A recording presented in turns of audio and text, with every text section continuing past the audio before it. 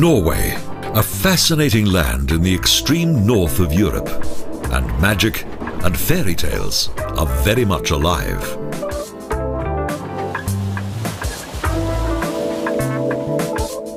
Crystal clear lakes and rivers, snow-covered mountains, idyllic fishing villages, and endless beaches that are only accessible by boat. Landscapes with remote settlements, and above all, the North Cape.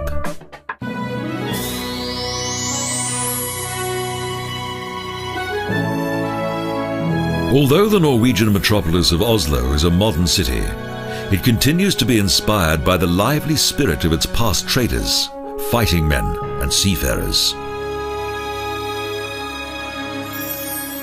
Oslo is more like a European town than a large capital city, and the Domkirke is an impressive sight. Karl Johans Gate is a splendid avenue. It extends from the main station to the royal castle. It has all the atmosphere of a large city. The Parliament building is also situated here, a mighty yellow tiled and red granite building.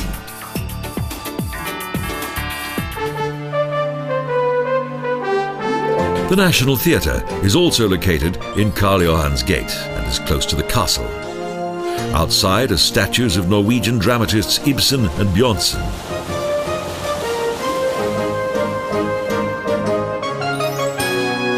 Opposite is Oslo's massive university. Its Great Hall was once the setting of the Nobel Peace Prize ceremony. The royal castle that is situated at the end of the avenue is the official residence of the Norwegian royal family. King Karl Johan had the castle built, although he never actually resided in it. The Royal Guard in front of the castle is an impressive sight. The difficult times when this was a Danish, then a Swedish colony, are long gone.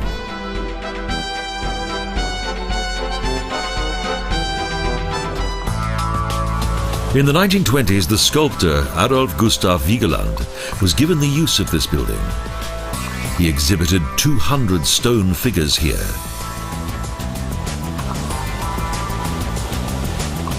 In the center of the sculptor's park is an elevated terrace that contains a group of figures. In the center is the Pillar of Life. Vigeland died in 1943 before his park was completed.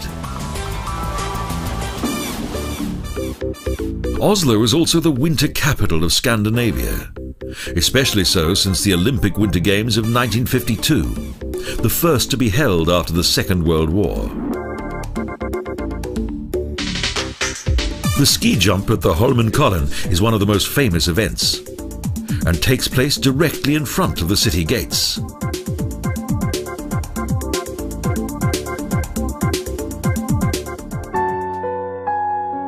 Gamla Akerkirke is the city's oldest church. This medieval building is located on a hill in the northern port of Oslo. Over the centuries, it has often been plundered. However, it's managed to survive right up to the present day. The city's main landmark is its monumental twin-towered City Hall.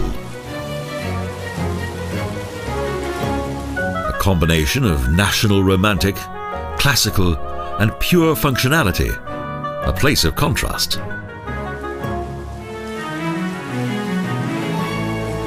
Completely lacking in taste, or a superb achievement of the age in which we live, the architecture of this building has stirred much controversy. Oslo is a harbour town.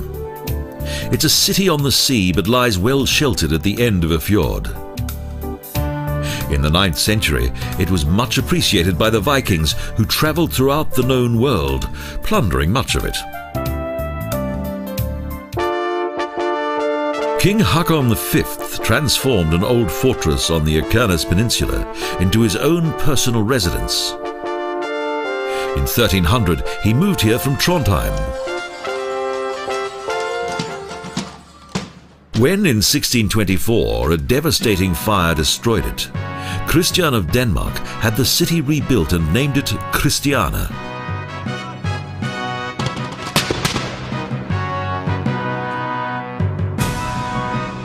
The fortress was transformed into a Renaissance castle.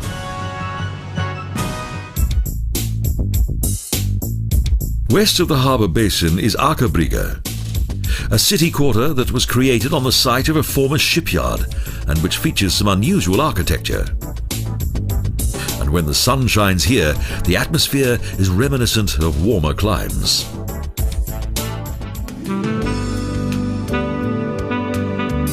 The best way to get an interesting overview over the catchment area of Oslo is a boat trip through the fjord, past many boats of all sizes,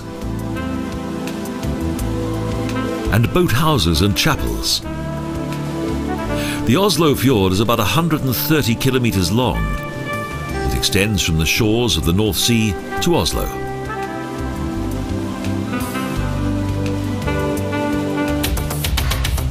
The harbour is the starting point for the motor launches that travel to the museum island of Bygdøy. Fridtjof Nansen ordered the construction of the Fram specially for his expeditions to the North Pole.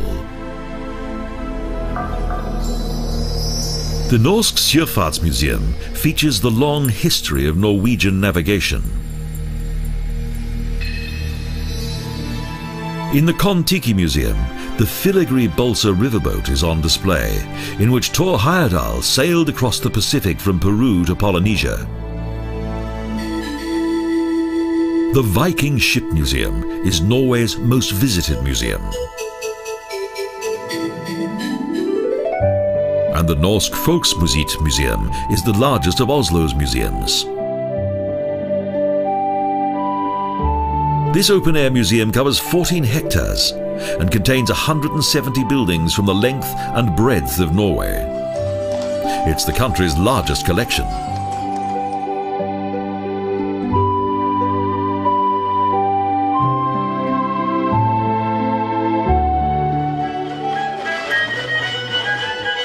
Several dance groups in traditional costume provide entertainment in the museum. They show that the Norwegians know how to celebrate.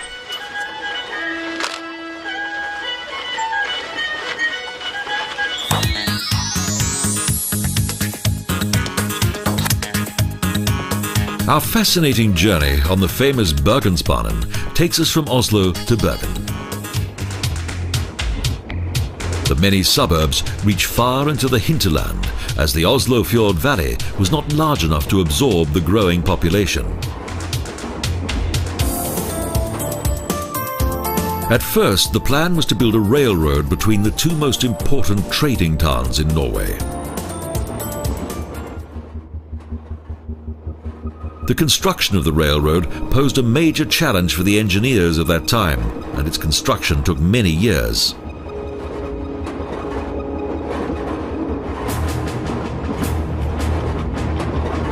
The first section of today's Bergensbanen was completed in 1883.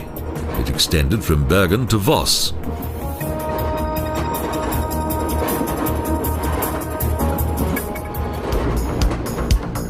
After the first section was completed, the ambitious engineers had more decisions to make.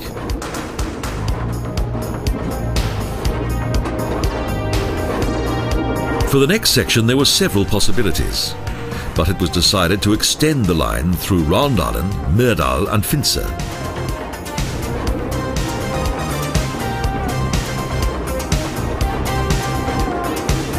The Norwegian Parliament only gave the go-ahead for the construction of the railroad in 1894, as the project was not without risk. But they also wanted to take political advantage of this brave new venture. At that time, the construction of the Bergensbanen was the most daring railway project in the whole of Europe. First, almost the entire infrastructure of railway construction had to be built. Roads for both workers and materials didn't exist in Norway's remote areas. This made the construction of the railway even more difficult.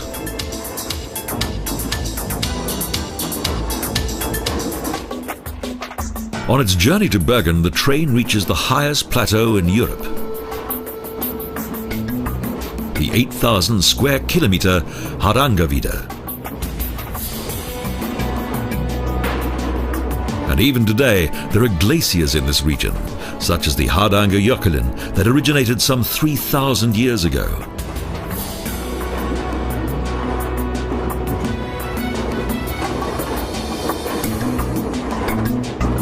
At the next station, railway enthusiasts can experience another fascinating route. Because in Myrdal, the spectacular Flambahn begins. Now the train is travelling downhill. After more than 6.5 hours, we have arrived at our final destination, the ancient Hanseatic city of Bergen.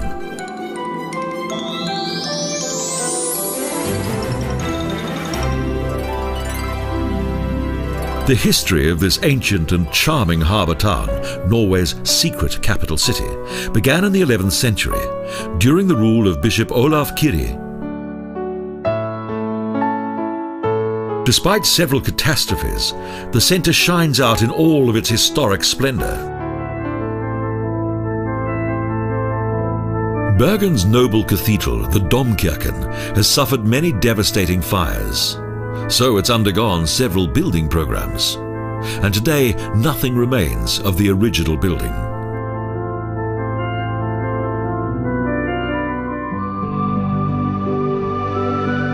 Bergen's main tourist attraction is the Bryggen district, that originated in the middle of the 14th century when it was heavily influenced by the North German Hanseatic office.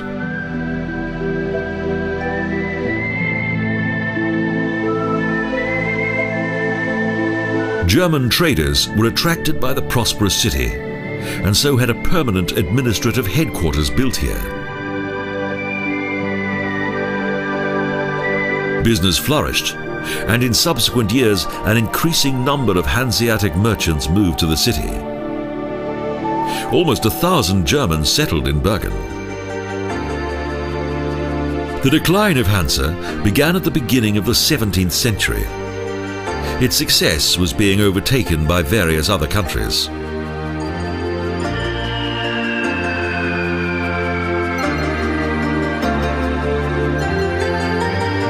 Norwegian merchants eventually bought the city's German warehouses. The golden age of the Hanseatic traders was then relegated to the history books.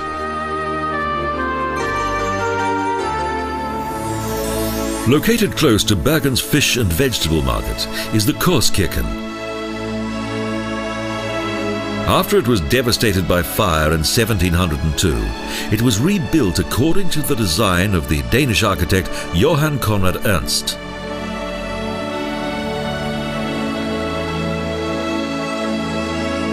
Today, the Korskirken is dominated by Renaissance design. Throughout the centuries, numerous Scandinavian artists have adorned the church with their work. The city not only boasts a fascinating history, but also a number of music festivals. And the world-famous composer Edvard Grieg originated from Bergen.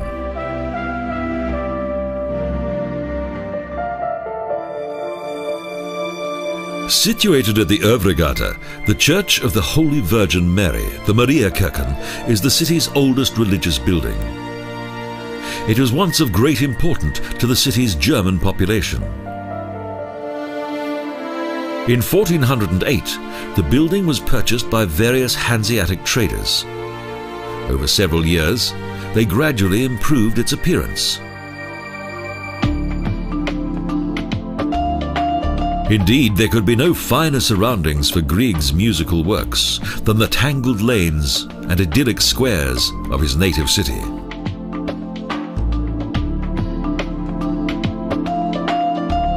The calm and amicable atmosphere in Bergen's old district still possesses a magical atmosphere and a unique allure.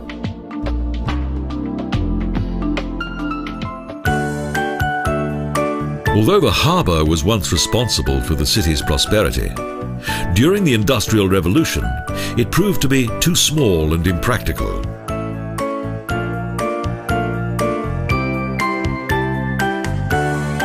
Both the harbour and the city lost their importance. Times were changing fast. However, today Bergen is an extremely popular tourist destination. Bergen's fishermen still carry out the centuries-old tradition of their ancestors. And the inhabitants of Norway's secret capital city continue to care for and respect their historic cultural inheritance right up to the present day.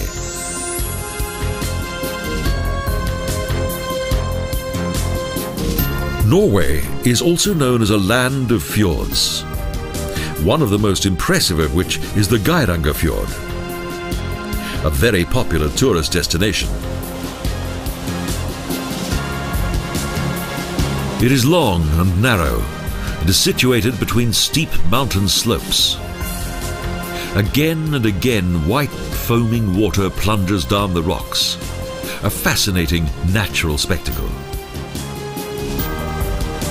Each summer, more than 100 cruise ships pass through this fascinating fjord and travel right to the end of it, to the uninhabited Geiranger. As large boats are unable to anchor here, small ferry boats are available. From here, the tour continues across the mountains. A steep and narrow mountain road winds up from the valley. The cruise ships are left far below.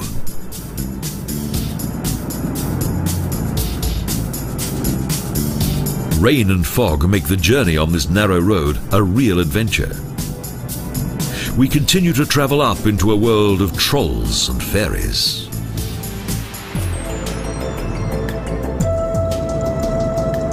In 1900, during the World Exhibition in Paris, the 24-kilometer-long Geirangerwegen was declared to be a masterpiece of road design.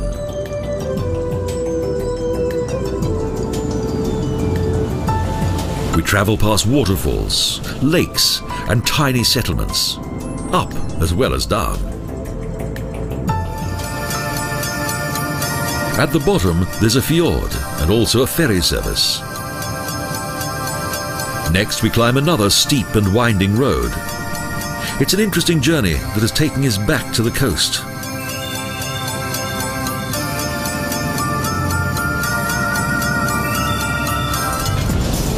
Most of these small canyons have a story to tell, and our driver often stops to explain them to us.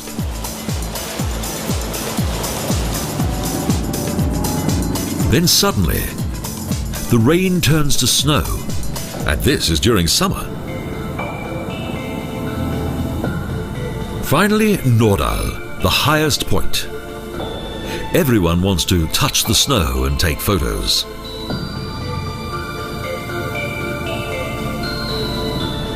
A spectacular mountain road winds along 11 bends and into a valley, the Trollstigen.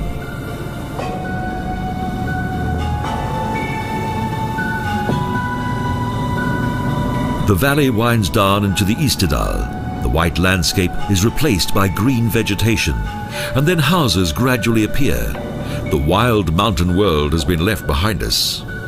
Again, we have arrived at sea level and must cross the fjord by ferryboat.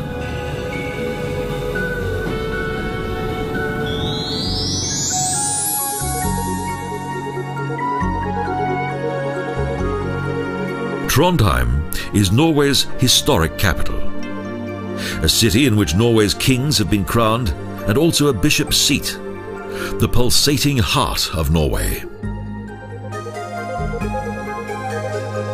Here one can sense the proximity of the polar circle, and the sun sets only for a short time beneath the horizon.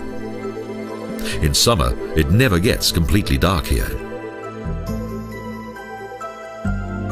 More than 1,000 years ago, the Viking chief Olaf, who was also responsible for the introduction of Christianity to this region, founded the country's first capital city of Nidaros.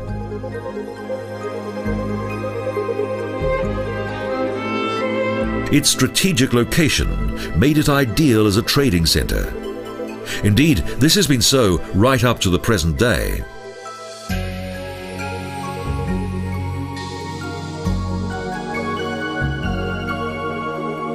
After the city centre was destroyed by a devastating fire, it was rebuilt.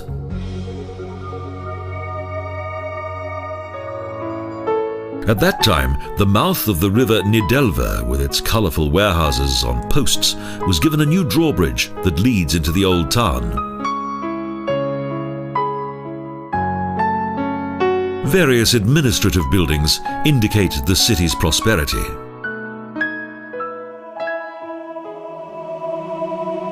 The Nidaros Domkirke is the most splendid Gothic cathedral in northern Europe.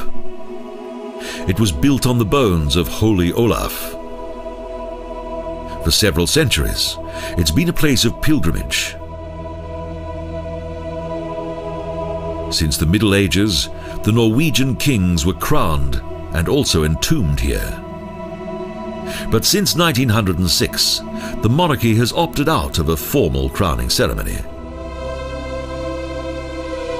The adjoining palace of the Archbishop is like a castle. No wonder. It was once the centre of ecclesiastical power.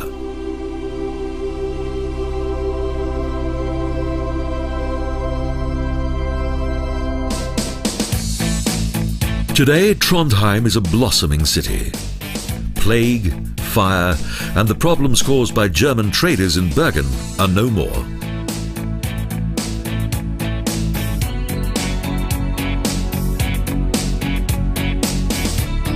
The Reformation also caused problems here. Pilgrims stayed away, and with them, their money. And the Catholic Archbishop fled.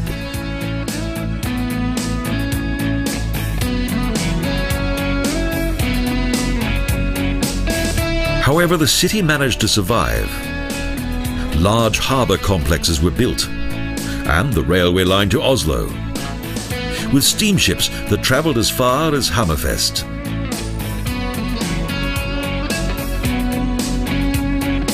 A city with a colourful history and inescapable charm.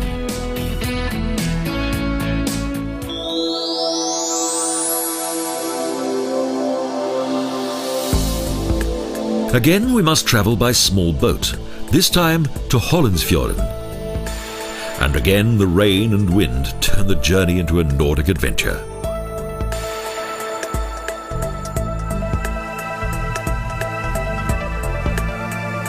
We travel past artificial fish basins. Salmon are bred here. They're extremely popular, but in short supply.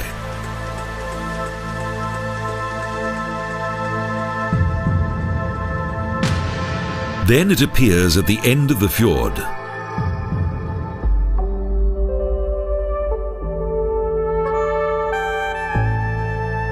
The Svartesen Glacier, known as the Black Ice. It's the second largest glacier in Norway and derived its name from its dirty appearance. In recent decades, the glacier has gradually been melting and is now quite dangerous due to its uneven and hazardous surface.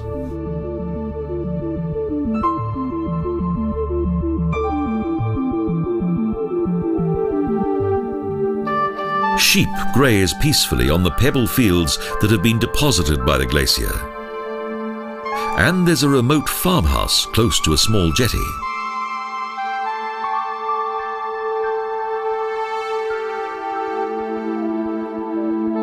A final view across this amazing reminder of the last ice age.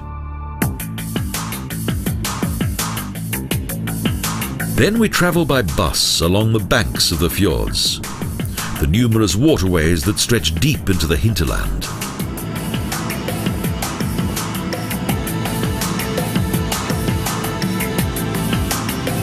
These deep blue and calm waters originated from flooded glacier valleys. They're often surrounded by rugged yet beautiful mountain landscapes. Again and again captivating, isolated bays come into view. A good place for a swim, if it was warmer.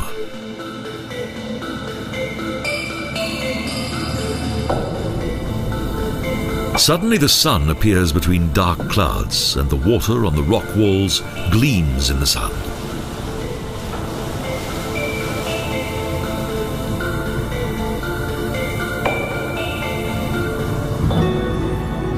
We pass Saltstraumen, where huge masses of water from the sea and the fjords appear to battle against each other.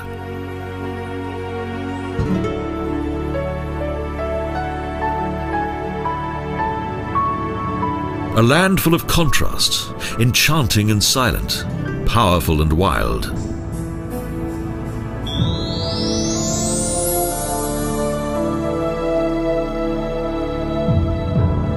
The Islands of the Gods. For the legendary Vikings, the Lofoten, situated in the extreme north of Europe, have always been a special place. Our journey in the Lofoten begins with the arrival of the Stamsund.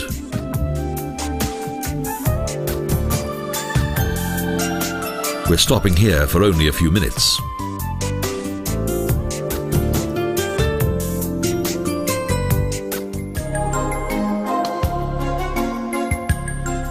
With 1,400 inhabitants, Stamsund is the main fishing village of this group of islands. Although the surrounding fishing grounds contain an abundance of fish, the industry that once flourished here is not as prosperous as it once was. Many of the local people have found work in the fish processing industry in Stamsund. Alas, the Lofoten fishing industry exists no more.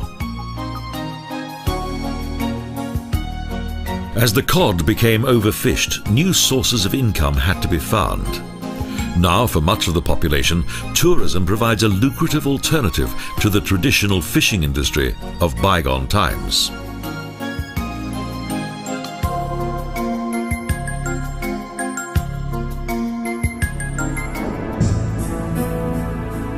The picturesque beauty of this group of islands, located just off the Norwegian coast, has lost nothing of its age-old fascination and colourful sense of history.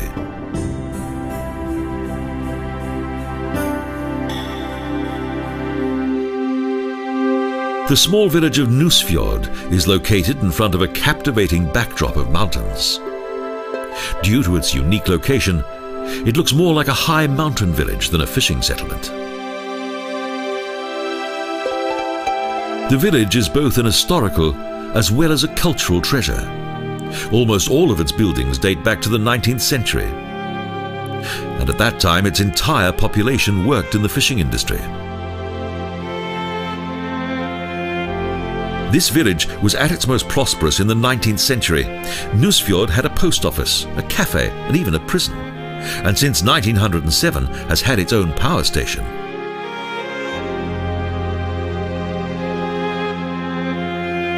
Today it is more like a living museum, and an increasing number of fishing huts, known as råbur, are gradually being abandoned.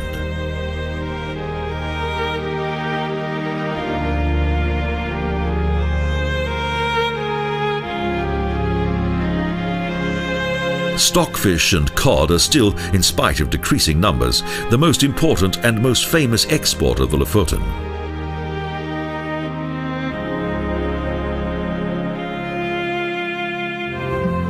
Despite their remote location, the Lofoten have always attracted settlers.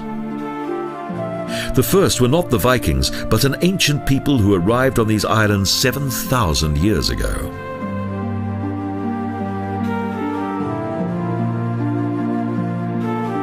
Our next stop is the village of Sund, with its pleasant harbour that's well protected by rocks.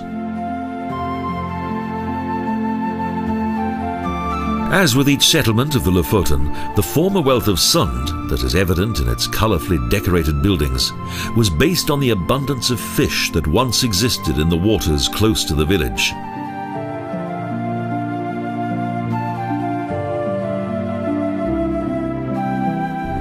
The fishermen here still go out daily.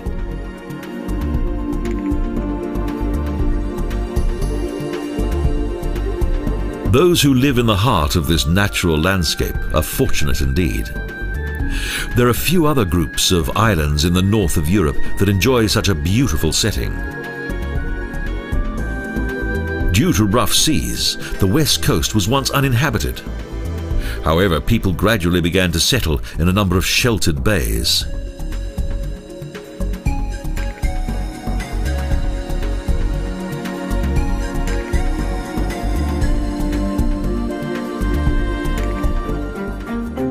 At the end of the Lofot Highway, at the southern point of Moskonsoy Island, is the picturesque village of Ah. The red of the houses adds interesting contrast to the surroundings. They're mainly dominated by grey rock. This place has also become well known due to its unusual name. The inhabitants of Ah are proud of the fact that their village has the shortest name in the world.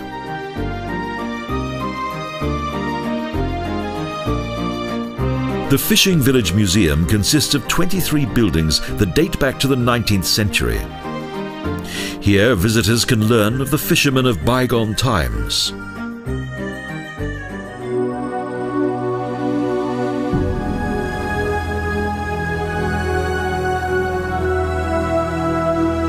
The remarkable mountain scenery of this region is one of the Lofoten's most beautiful landscapes.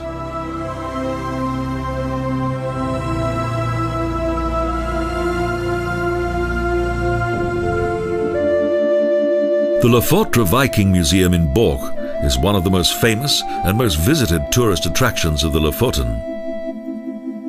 20 years ago, a farmer discovered some broken pieces of pottery here.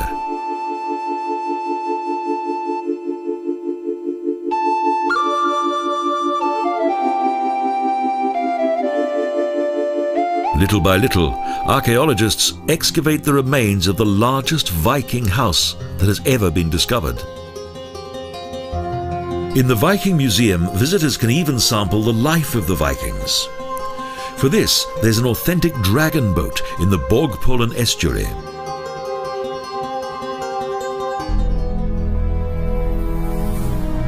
This region was inhabited by the Vikings for several years. In recent times, archaeologists have found the remains of numerous dwellings here.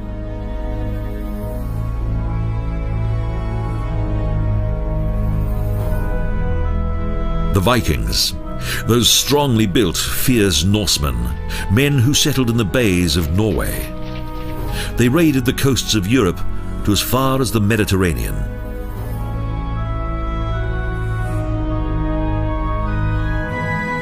The discovery in Borg is unique.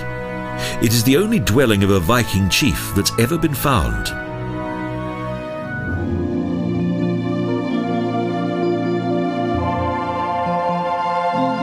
The root, the mountains and the sea combine as one and form a wonderful harmonic unity that's extremely inspiring. That's why so many artists come to capture the magnificent landscape of the Lofoten.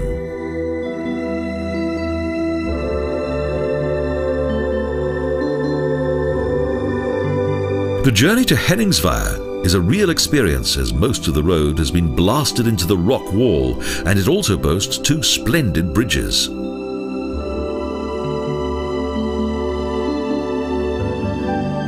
Many refer to it as the Venice of the North. A slight exaggeration, but the beauty of this village is certainly not in dispute.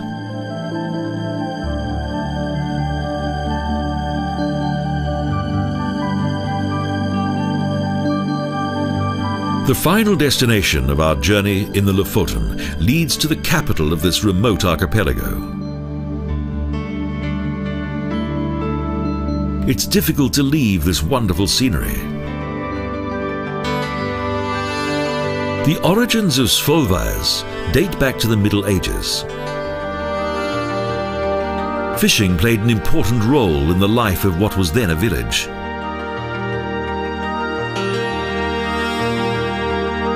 The largest village of this group of islands has now adapted itself to the tourist industry, and it's also a centre of transport.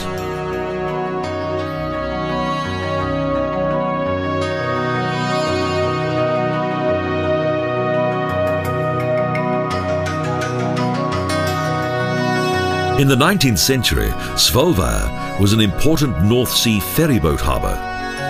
Little has changed. Just that the Hurtigruten ferryboats have become bigger and dock here several times a day.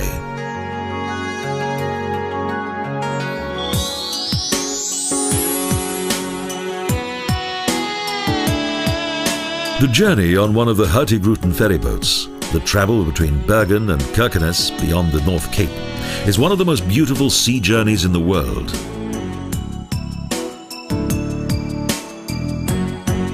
There's no hustle and bustle in the harbour, and the entire city is tranquil and relaxed. The arrival of huge mail boats here is part of everyday life.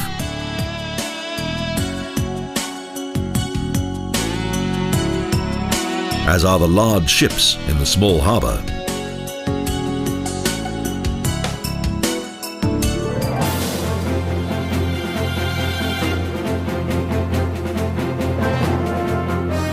The huge ships slowly move out of the sheltered harbour. One of the most beautiful sections of the Hurtigrute travels through a small passage between the islands.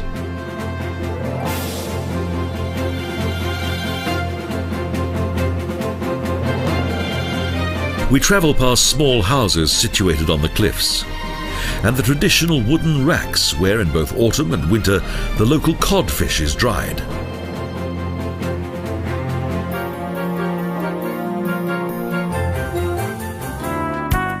The ship's lobby is decorated with pictures of kings and queens. It's all very regal.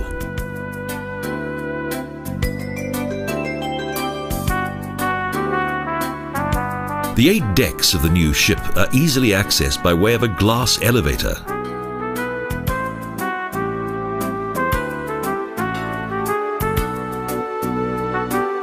Modern comforts have also reached the traditional mail boats.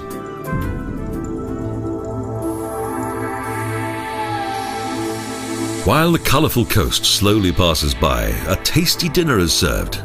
This is the life.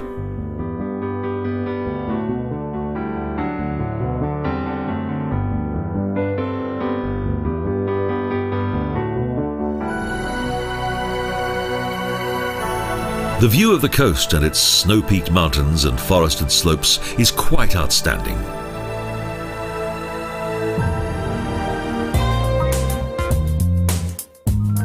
Today, modern technology has been introduced to the Hurtigrute fleet that was first established a century ago.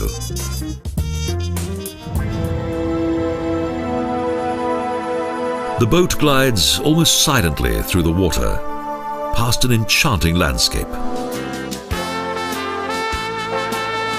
The Hurtigrute mailboats have helped to improve the living conditions of those living on the coast, who would otherwise be cut off from the outside world.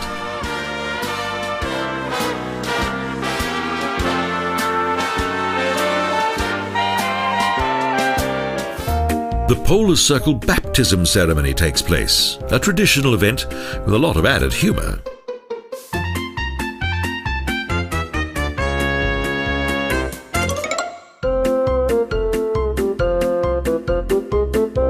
The god of the sea pours iced water onto various heads, and then everyone is given something to drink, a certificate, and a photograph of the ceremony.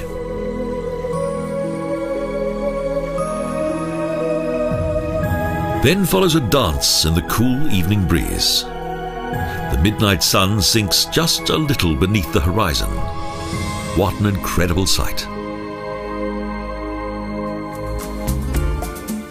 Our mailboat reaches the next harbour on schedule. Our journey into the north will last for several days on the first street of the realm, as the Hurtigrute was known in earlier times.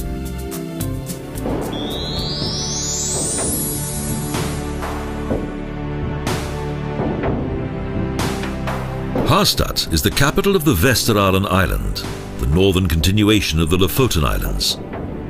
A relatively new town with 22,000 inhabitants.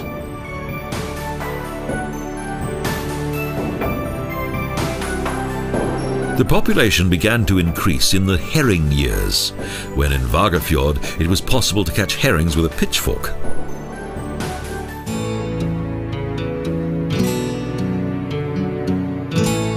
When the fishing industry fell into decline, the shipbuilding and textile industries provided employment, and the workers were quite well off.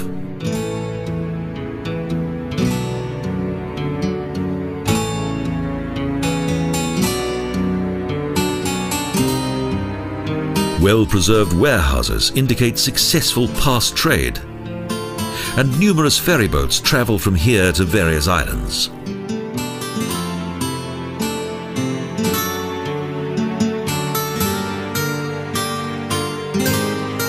All is peaceful.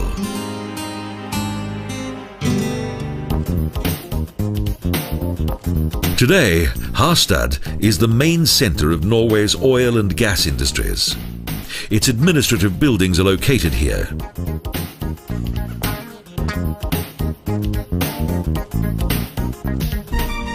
But we're not yet in the extreme north. The journey continues.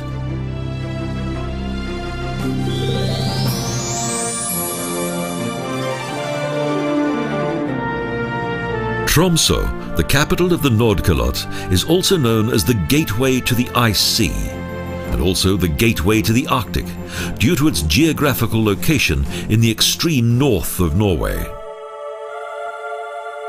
Part of the last big town before the North Pole is situated on the mainland, and the remainder on some islands just off the coast. The Ice Sea Cathedral, with its unique architecture and the largest glass painting in Europe, has, since its consecration in 1965, become one of Tromsø's most popular attractions. It was built of glass and concrete and symbolizes the elements of the local landscape: light, ice, and constant change. The harbour is the main source of income in Tromsø. Many industrial companies have come here. The export of fish, navigation and various service industries all provide a good income here. No other harbour in the world has seen the start of as many polar expeditions as this one.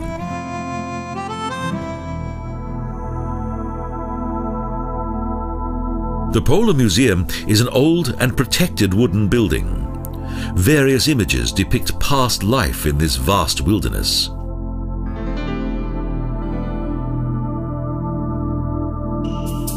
Old tools and weaponry are exhibited, and whale hunting and the killing of seals is also featured.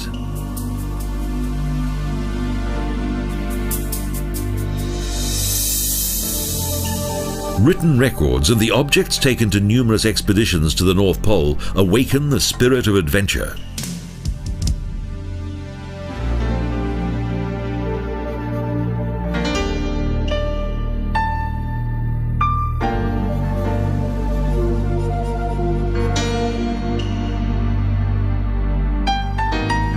There's a special exhibition that features Roald Amundsen and the Northwest Passage.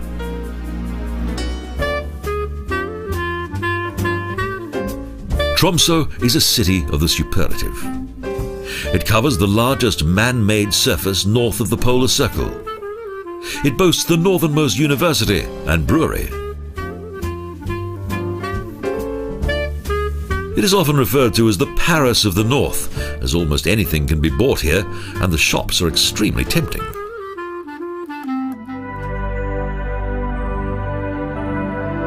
However, the proximity of the Arctic is always obvious. The older churches of the mainly Protestant population have been adapted to the region's climate. The Italian general Nobile surveys the market square. He once travelled to the North Pole on his ship the Italia, but in a disaster at sea had to be rescued.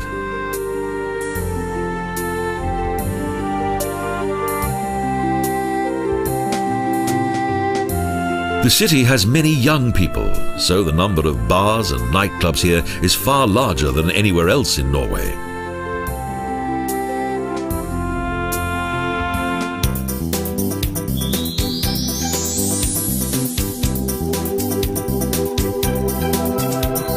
Hammerfest, the northernmost harbour in Norway, is also the northernmost town in the world. There is no ice in winter, and in summer, the midnight sun. In the City Hall, one can join a special organisation, the Royal Ice Bear Club.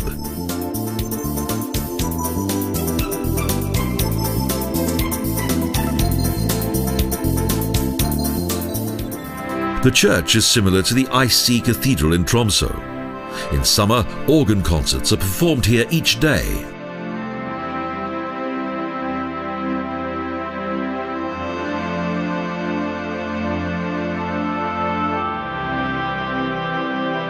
In 1789, Hammerfest was given the freedom of the city.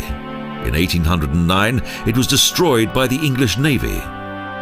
And in 1890, it was devastated by fire. And in 1945, the German army also wrought havoc here.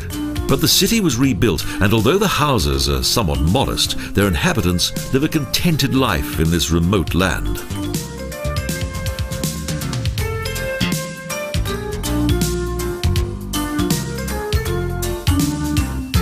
Most of the employment here is provided by the Findus Frozen Food Company. It has 1,000 employees. However, this could change as the large gas fields in the Barents Sea expand. A Nordic boomtown could develop here.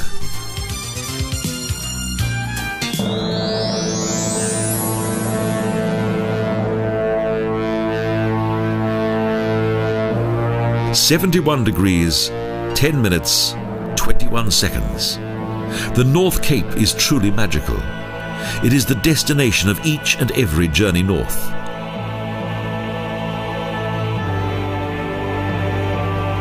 The plateau towers 300 meters above the polar sea. However, it's still 2,100 kilometers from the North Pole. Most of the time, the wind blows here, and it's foggy.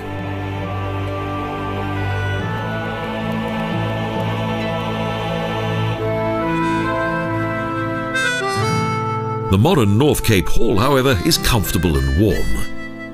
Here, visitors can learn how the treacherous North Cape was discovered.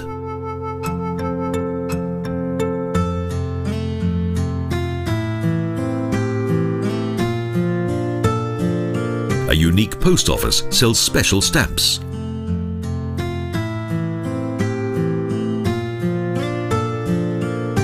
On our return to civilization, we meet a Sami family with their tent and reindeer. They live in the extreme north, in the land of the Sami.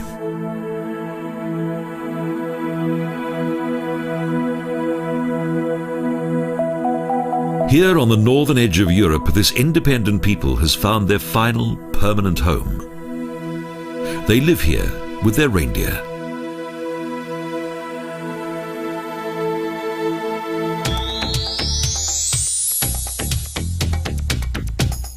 Kirkenes is not only the last Norwegian town before the Russian border, but also the point of return for the Hurtigrute ships. From here, they return to Bergen. Until 1828, the small town was situated in the Norwegian-Danish-Russian district. But thanks to the opening of Russia, Kirkenes is now again Norway's gateway to the east. The ore mines are closed, but the harbour is still open.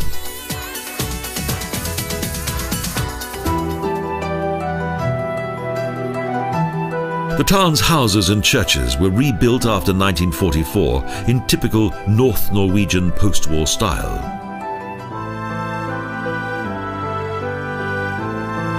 "50 years of living behind the Iron Curtain could not have been easy for the people of this region, and it was perhaps this that accounts for their reserved nature.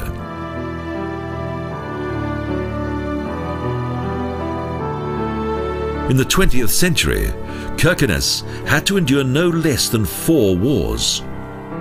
Today, all is tranquil once again.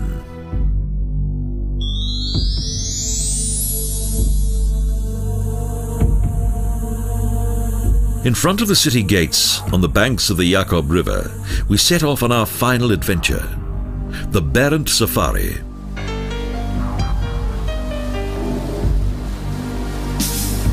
We travel 11 kilometers by boat to the Russian border.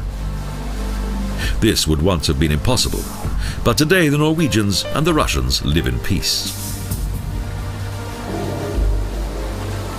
The journey ends at a small jetty on the Russian border. In winter, the temperature here is often minus 40 degrees Celsius, and in summer, 25 degrees.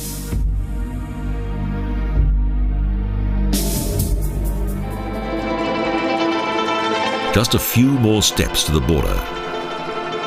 Our guide explains what happened here during the Cold War, when snipers ensured that no one went anywhere near the border.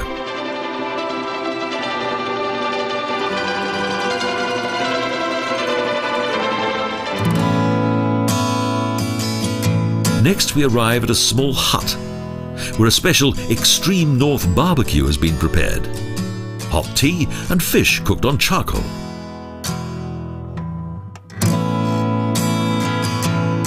The wonderful river landscape at the northern edge of the world is gloriously tranquil. A natural paradise in the remote and unspoiled tundra plateau.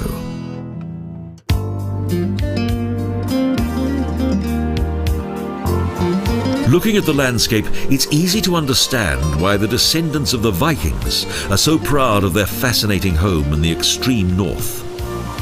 Norway, a country bursting with breathtaking and untamed beauty.